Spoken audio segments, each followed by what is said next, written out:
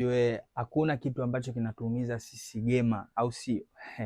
Kama wale mademo wanaokuja ghetto afu wanaichukulia hii gaming chair ni kitu fulani, yani simple sana. Wewe unapokuja ghetto kwangu, kuna sofa, kuna kitanda, kalia kitanda au kalia sofa, usikalie gaming chair yangu.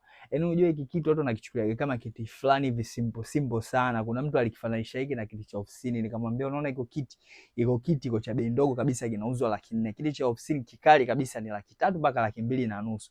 Kuna watu hiki kiti cha gaming hiki kina bei kubwa kushinda hata vitanda wanavyolalia. Sasa kama mtu anelalia kitanda cha sofa ni 300,000 mpaka 250,000, huwezi linganisha na hii gaming chair. Kwa hiyo unapokuja ghetto, au sio, unapokuta vifaa vya game aidha na PlayStation au na gaming PC, si unanielewa, au na gaming chair kama hiyo kwa ajili ya kuchezea game, unabidi urespect. Tena madem ndo amuelewage vitu kama hivi. Madem ni wachache sana ambao wanajua masuala ya gaming. Kwa hiyo unapokuja ghetto, kalia sofa, kalia kitanda, usikalie gaming chair.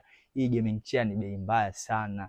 Si unanielewa, hivi kitu kinauzwa, yani kitu cha bei ndogo kabisa kwenye gaming chair inauzwa 400,000, uweze compare na sofa, uweze compare na kitanda. Maana yake kiti ni cha thamani sana. Kwa hiyo hii ni gaming chair. Madem na wastua, mkikuta kwa mabwana zenu wacheza gaming ya usikiletee dharau, watawapasua.